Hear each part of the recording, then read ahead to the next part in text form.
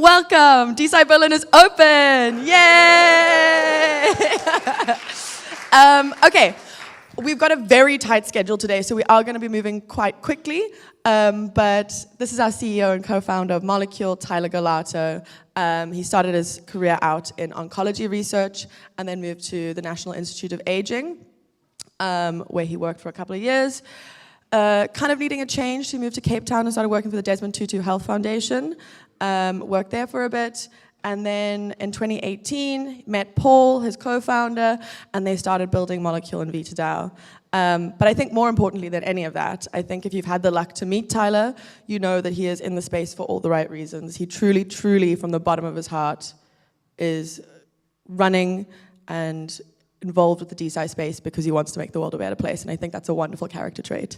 So, yeah, without further ado, here he is. Thank you so much. That's a really nice introduction. It's really lovely to see a bunch of familiar faces and also quite some new ones. I'm excited to chat about disrupting the decline of disruptive science. Is this what I'm using, by the way? Is this like a clicker? Yeah, cool. So today I'll try to be setting up really the rest of the conference and contextualizing the problem space that I think many of us are here because of. This image here on the side is a figure from a Nature paper that was published last year that was looking at a really interesting trend.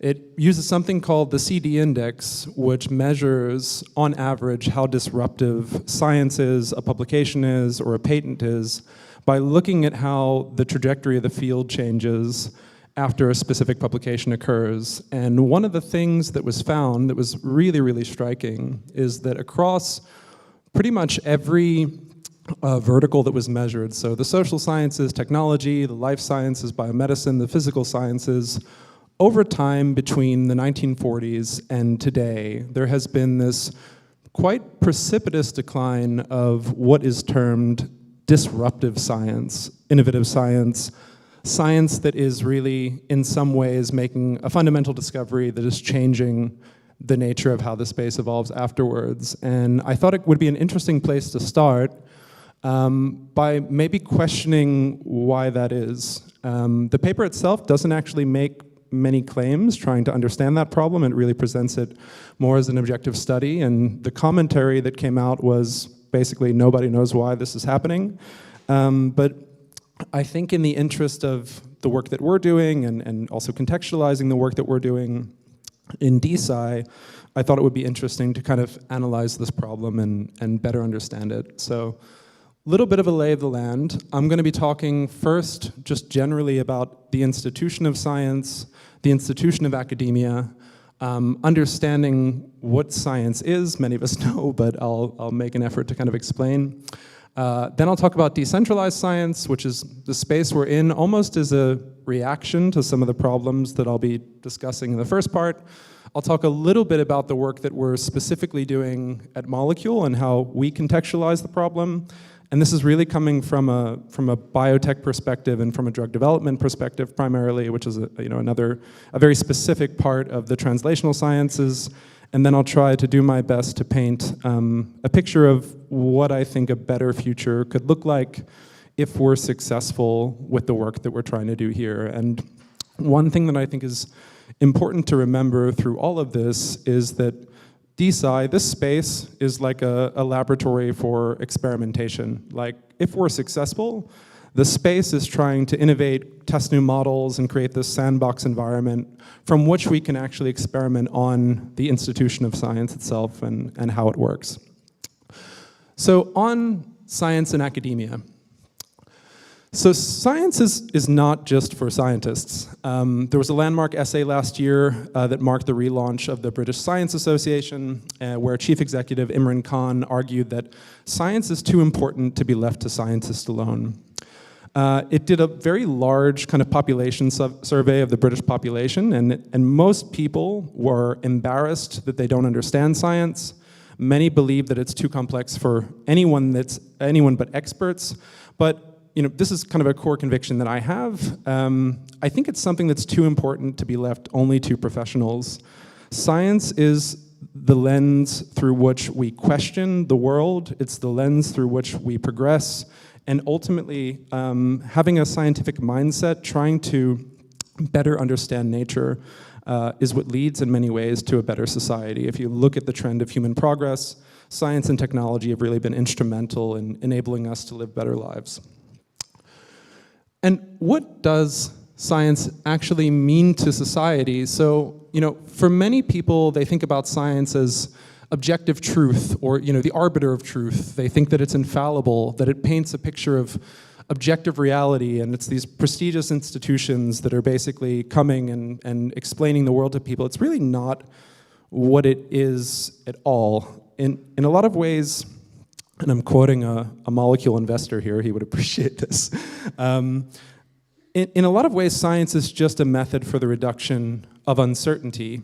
And so this quote is, "The biggest misunderstanding and representation of the institution of science is that science is not the ultimate arbiter of truth, but rather is a process for gradual uncertainty reduction. This shift in perspective changes how scientific findings are used, communicated, and judged." And if we think about science, how maybe people who are outside of academia even, interpret scientific findings, you'll hear things like, a study was published that showed this, and then you have people basically reacting to that, saying that, like, okay, that's why things are the way they are. It's not really the case. Like, the scientific method is useful for getting closer and closer and closer to truth, because it's a very good methodology to reduce uncertainty. But it doesn't necessarily mean that it's the arbiter of truth itself. And so, kind of with this in mind, contextualizing, we should all have a strong interest in contributing to the scientists. We should all try to be scientific in our daily lives. There's about 7 million people today that are professional researchers, and one of the kind of important motivations for the work that I do, or the beliefs that I have, is that we can really increase that number. Can we 10x that number, plus better empower everyone to contribute meaningfully? Everyone in the world. And that brings me to another point, which is really about the institution of academia. Basically, the institution from which science is really disseminated. My personal view is that academia itself is a bit of a dying monopoly. And if you analyze it through the lens of the life sciences, you can begin to ask yourself, like, why do we need academia? What is academia good for? There are so many things that scientists do in their day-to-day life that cost a lot of money, that have a lot of risk. There's a big regulatory overhead, and universities themselves are, kind of the vehicle through which people are able to get funding. Research is very institutionalized, and there's a theory from systems research that refers to, it's called, the purpose of a system is what it does. And I think if you look at academia, you could say a lot of things about academia that are completely unrelated to, producing world-changing research, for example. I think there was a quote that Harvard is like a hedge fund with with some classes happening at it. Like, I think these types of things are worth keeping in mind when we question institutions, which obviously have a lot of value, but I think it's worth kind of asking these questions, like, what does a life scientist need to succeed? Okay, do they need physical lab space? In the future, there will be cloud labs that are basically you can interface with via the internet, through robotics and AI. Do we need these kind of gate-kept commercial journals? We have the internet. We have the means to communicate findings with each other, to regulate ourselves to a certain extent. Do we really need physical research institutions that are constricted to certain places of the world? I mean, DAOs enable us, for example, to interact and come together around specific values, ideas, principles. And do we need the current intellectual property system? We have blockchains. We have ways that we can basically, with technology, recapitulate a lot of the functional processes that are associated with academia in different forms. And my personal belief is it's just a matter of time until this happens. And really, academia needs to evolve in order to survive. Many people who I think maybe have, are coming of age in the COVID era, we realize that, you can get classes from the best professors of the world in the comfort of your own home. Many people are changing the way that they educate their children, but these kind of geographically restrictive models of academia in many ways are outdated, they're lagging behind. 50 years ago, I think they made more sense.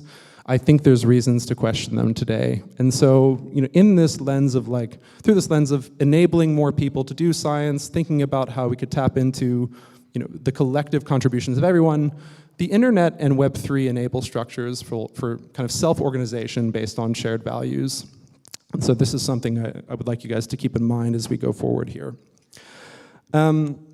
There's what has been termed a great resignation hitting academia at the moment. There's this kind of mass exodus of health researchers that are flocking into industry. And if you think about this, you have people who are spending 10, 15, 20 years training, many of them with the intention of getting a tenure track position at a university. In the US, about 8% of people who are trying to do that manage to.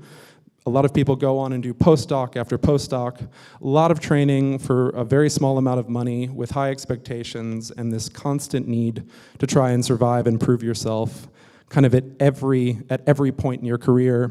There's this publish or perish thing where basically, the incentive structures, which is the core thing that I'll get into, that, basically drive forward academic progress are really broken. And so there's all of these factors that are kind of coming to a head now, and I think in many ways I see the DeSci space as a reaction to. And if we play our cards right, and if we kind of lead from a place of values, I think there's a way, my thesis is that there's a way to almost take advantage of this and create a better system.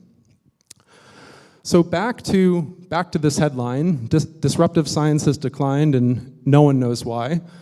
I think there's some really, really strong telling answers as to why, and my thesis is that it relates fundamentally to the nature of incentives.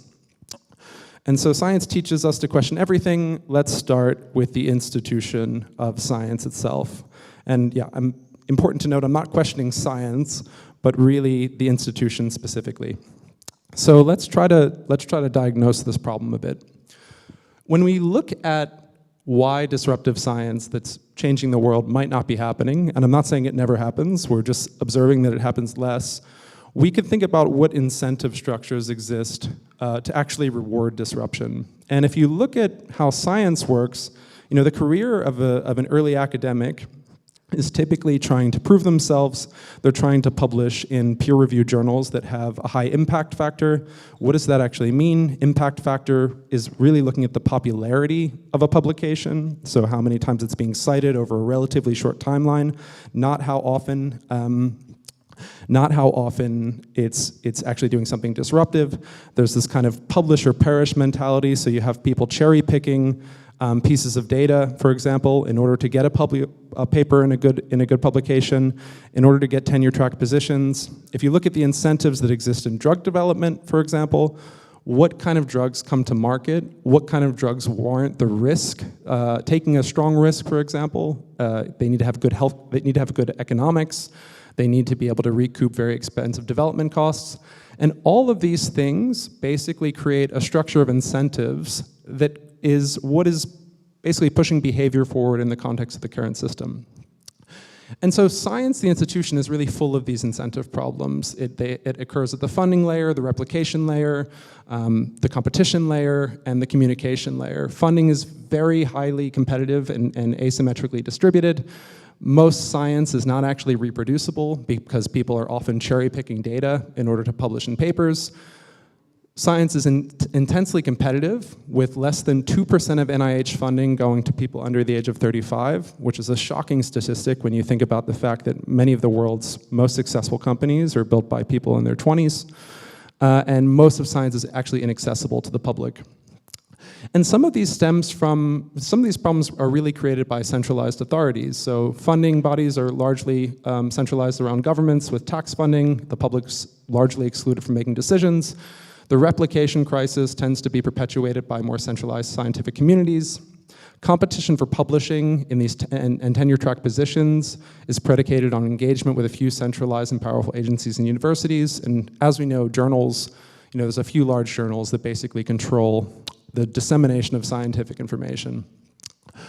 So what if we ask the question, what if science is decentralized? Is there another way that we can do things? And decentralized science, as you know, is basically a movement that's aiming to build public infrastructure for funding, creating, reviewing, crediting, storing, and disseminating scientific knowledge fairly and equitably using Web3 technology. Web3 is a little bit of a buzzword. It's really referring to this kind of third instantiation of the internet, going from read, Web 1, read and write, Web 2, and kind of read, write, and own being Web 3. So a much more user-centric, decentralized internet. And I really view this as the incentive layer for open science. I think if we're successful, DeSci itself serves as an ecosystem that is experimenting with creating new incentive layers for open science. And so we're trying to build on the open science movement by creating these kind of new systems that enable anyone to participate, leveraging technology that enables scientists to raise funds, runs experiments, share data, and distribute insights more openly. DeSci ultimately means that anyone can contribute to science with ideas, with data, with funding, with execution. It doesn't necessarily mean that anyone is a scientist, but it ultimately means that, as a member of the public with an interest in seeing something moving forward, you can contribute your data and be rewarded for it. You can contribute funding and have a stake in the science that you're actually helping to move along. And you can also, as a scientist, you can actually get involved in executing experiments in a more permissionless way. And if you think about the scientific method, I think just as a thought experiment, you can begin to think about all of these various processes: questioning, forming hypotheses, experimenting, recording your data, analyzing it. There are ways with DeSci to make a lot of this process much more transparent, much more collaborative, and much better incentivized. And ultimately, all of it costs money, which is why I think the funding vector of DeSci is one of the most important. I'm rushing through my slides a bit because I'm getting the 1 minute sign. I still have quite a ways to go, so apologies. I will quickly go through what DeSci looks like in practice. I think ultimately it's a big experiment in new incentive structures. You'll be hearing from quite a few folks today that are building in this space, and I won't go too deep into detail around what they're doing. I think they'll have the chance to do that themselves. The work that I'm doing specifically relates to funding and intellectual property in the DeSci space. So it's actually looking at, in an area like drug development, how can we turn intellectual property, which is kind of this monolithic right to basically exploit a piece of technology, and change it from something that is ultimately leveraged by companies in order to fund a drug, in order to recoup cost around a drug that is commercialized, into this kind of agile incentive that can motivate collaboration, early funding, and participation in therapeutics. And so Molecule is ultimately changing the way that funding and intellectual property works in early stage drug development by trying to turn IP itself into a kind of community level incentive.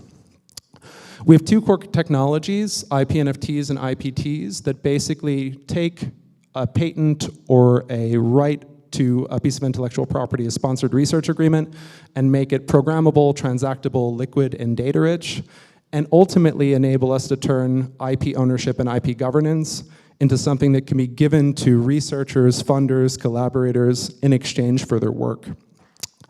And the goal of this is really to align incentives. The example that I normally give is, what would the world look like if the method of production for insulin, for example, was collectively owned by diabetics and diabetic advocacy organizations? How would these drugs be priced? How would they be accessed? This is the type of world that we're really trying to create, one where we can have strong aligned incentives with communities that have a strong interest in the best possible healthcare outcomes. This is just a little preview of a platform that we're building right now called Molecule Catalyst. For researchers in the room, you'll basically be able to upload an idea, a video, describe the impact of your research, and basically have people fundraise through this platform and reward the community that participates with governance rights in your project. It enables you to form communities around your research that are interested in helping you advance it and secure funding in hopefully record time. And yeah, I'm going to rush through now, sorry. Ultimately the goal with these IP NFTs and IPTs is to turn IP into this cohesive, programmable, and collaborative incentive unit. I'll skip over the BioDAL stuff and just get to trying to paint the future. In 10 years, science is going to look very different. I think a lot of it's going to be more closed loop, AI-driven, cloud and robotics based, much more in silico stuff happening. We have an opportunity to build the incentive layer and the infrastructure that is powering this kind of transformation in science in a very community and stakeholder-centric way, and really have what I think is an outsized impact on humanity. And I hope we take the opportunity to do this. I think this meeting today is really the opportunity to discuss how we do it. We have the opportunity to collaborate and create dynamic and interoperable systems, define new standards together, and learn from the mistakes of the past and course correct. But at the end of the day, experimentation is key.